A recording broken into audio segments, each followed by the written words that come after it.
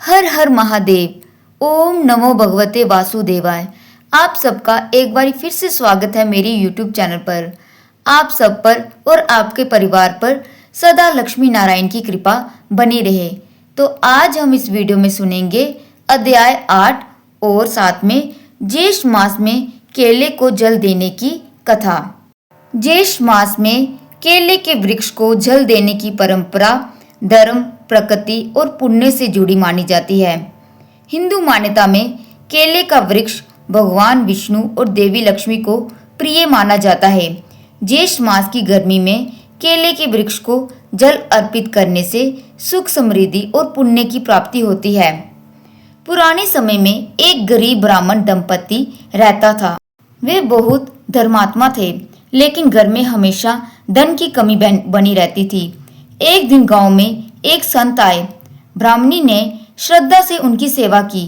प्रसन्नता होकर संत ने कहा, ज्येष्ठ मास में प्रतिदिन प्रातः स्नान करके केले के वृक्ष को जल चढ़ाओ, दीपक जलाओ और भगवान विष्णु का स्मरण करो।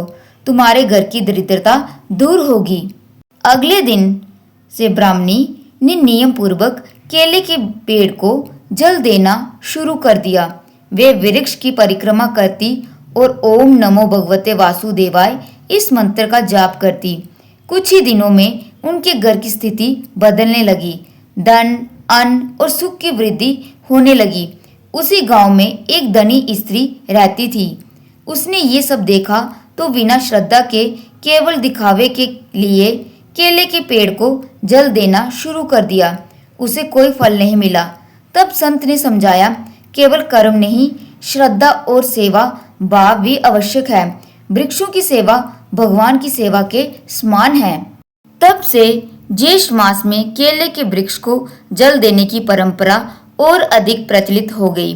मान्यता है कि इससे भगवान विष्णु और माता लक्ष्मी प्रसन्न होते हैं, परिवार में सुख शांति बनी रहती है और पुण्य की प्राप्ति होती है। तो आइए अब सुनते हैं अध्याय 8। सूर्य भगवान को नमस्कार एवं प्रदक्षिणा करने का फल और विजया सप्तमी व्रत की विधि।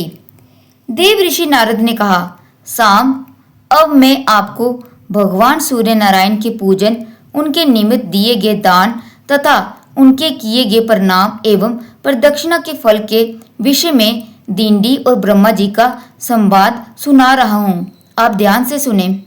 ब्रह्मा जी बोले, दिन दिन सूर्य भगवान का पूजन, उनकी स्तुति, जप, प्रदक्षिणा तथा उपवास आदि करने से अभीष्ट फल की प्राप्ति होती है। सूर्य नारायण को नम्र होकर प्रणाम करने के लिए भूमि पर जैसे ही सिर का स्पर्श होता है, वैसे ही तत्काल सभी पातक पाप नष्ट हो जाते हैं। जो मनुष्य भक्ति पूर्वक सूर्य नारायण की प्रदक्षिणा करता है, उसे सप्तम द्वीप वसुमती की प्रदक्षिणा का फल प्राप्त हो जाता है और वे समस्त रोगों से मुक्त होकर अंत समय में सूर्य लोक को प्राप्त करता है। किंतु प्रदक्षिणा में पवित्रता का ध्यान रखना जरूरी होता है। अतएव जूता या खड़ाऊ आदि पहनकर प्रदक्षिणा नहीं करनी चाहिए। जो मनुष्य जूता या खड़ाऊ पहनकर सूर्य मंदिर में प्रवेश करता है, वे असिपत्र वन नामक घोर नरक में जाता है। जो प्राणी अष्टमी या सप्तमी के दिन एकाक्षर अथवा उपवास रखकर भक्ति पूर्वक सूर्य नारायण का पूजन करता है, वे सूर्य लोक में निवास करता है। कृष्ण पक्ष की सप्तमी को पुष्पों, हारों और शुक्ल पक्ष की सप्तमी को श्वेत कमल पुष्प तथा मोदक आदि उपचारों से भगवान सूर्य नारायण का पूजन करना चाहिए। ऐसा करने से व्रती संपूर्ण पापों से मुक्त हो सूर्य लोक को प्राप्त करता है। दिन दिन जप, विजया, जयंती, अपराजिता, महाजया, नंदा तथा भद्रा नामक ये 7 प्रकार की सप्तमियां कही गई हैं। यदि शुक्ल पक्ष की सप्तमी को रविवार हो तो उसे विजया सप्तमी कहते हैं। उस दिन किया गया स्नान, दान, होम, उपवास, पूजन आदि सत्कर्म महापातक को विनाश करता है। इस विजया सप्तमी व्रत में पंचमी तिथि को दिन में एक वक्त रहें, अष्टमी तिथि को नत व्रत करें और सप्तमी को पूर्ण उपवास करें। तदंतर अष्टमी के दिन व्रत की पालना करें। इस तिथि के दिन किया गया दान, हवन, देवता तथा पितरों का पूजन अक्षय होता है। द्वादश रविवार का वर्णन और नंदस्तेय व्रत की विधि। दिंडी ने ब्रह्मा जी से पूछा, ब्राह्मण, जो मनुष्य आदित्यवार के दिन श्रद्धा भक्ति से सूर्य देव का स्नान, दान आदि कर पूजन करते हैं, उनको कौन सा फल प्राप्त होता है?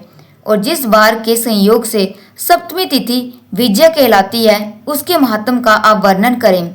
ब्रह्मा जी ने कहा, दिंडिन, जो मनुष्य आदित्यवार को श्राद्ध करते हैं, वे 7 जन्म तक निरोग रहते हैं तथा जो नक्त व्रत एवं आदित्य हृदय का पाठ करते हैं, वे रोग से मुक्त हो जाते हैं और सूर्य लोक में निवास करते हैं। उपवास रखकर जो महाश्वेता मंत्र का जप करते हैं, वे मनोवांछित फल को प्राप्त करते हैं। आदित्यवार के दिन महाश्रेष्ठा मंत्र तथा षडाक्षर मंत्र का जप करने से निसंदेह सूर्य लोक की प्राप्ति होती है। सूर्य नारायण के 12 वार इस प्रकार हैं: नंद, भद्र, सौम्य, कामद, पुत्रद, जय, जयंत, विजय, आदित्य विमुख, हृदय, रोगहा एवं महाश्वेता प्रिय। माघ शुक्ल पक्ष की अष्टमी की नंद संज्ञा है। उस दिन नक्त व्रत करके घृत से सूर्य नारायण को स्नान कराना चाहिए तथा श्वेत चंदन, अगस्त्य के पुष्प, गुग्गल धूप आदि से पूजन करके अपूप आदि का नैवेद्य समर्पित करना चाहिए। ब्राह्मण को अपूप देकर स्वयं भी मौन धारण कर भोजन करना चाहिए। गेहूं के अथवा जौ के चूर्ण से घृत तथा शक्कर मिलाकर अपूप बनाना चाहिए और उसी का नैवेद्य सूर्य नारायण को निवेदित कर निम्न मंत्र पढ़ते हुए ब्राह्मण को वे निवेद दे देना चाहिए। उपयुक्त दोनों मंत्र ग्रहण करने और समर्पित करने के लिए हैं। नंदवार का ये विधान कल्याणकारी है। जो इस विधि से सूर्य देव की पूजा करता है, उसे सूर्य लोक की प्राप्ति होती है। उसकी संतति का कभी क्षय नहीं होता, अर्थात उसके कुल परंपरा पृथ्वी पर चलते रहते हैं तथा उसके वंश में दारिद्र्य एवं रोग भी नहीं होते। सूर्य लोक प्राप्त करके पश्चात पुनर्जन्म होने पर वे पृथ्वी का राजा होता है। इस पूजन विधान से अंत समय में मनुष्य को सूर्य लोक की प्राप्ति होती है। भद्र आदित्य, सौम्य आदित्य और काम आदित्य वार व्रतों का विधान निरूपण। ब्रह्मा जी बोले, दिनदिन भाद्रपद मास के शुक्ल पक्ष की अष्टमी तिथि को जो वार हो, उसका नाम भद्र है। उस दिन जो मनुष्य नक्त व्रत और उपवास करता है, वे हंस युक्त विमान में बैठकर सूर्य लोक को जाता है।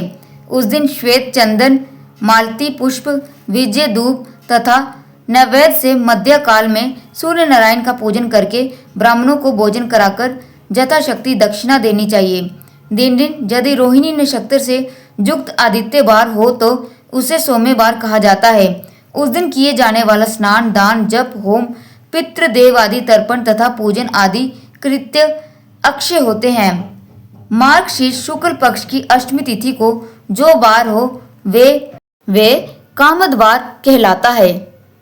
वे वार भगवान सूर्य को अत्यंत प्रिय है। इस दिन जो भक्ति और श्रद्धा के साथ सूर्य नारायण की पूजा करता है, वे सभी पातकों से विमुक्त होकर सूर्य लोक में निवास करता है।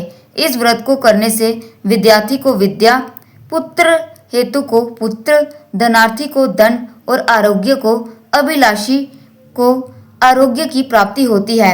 इसी प्रकार कामदवार व्रत से और अन्य सभी कामनाएं पूर्ण हो जाती हैं, इसलिए इसका नाम कामद है। तो ये थी आज की कथा अध्याय 8। अगर आपको वीडियो अच्छा लगा हो तो वीडियो को लाइक कर दें और चैनल को सब्सक्राइब कर दें। हर हर महादेव।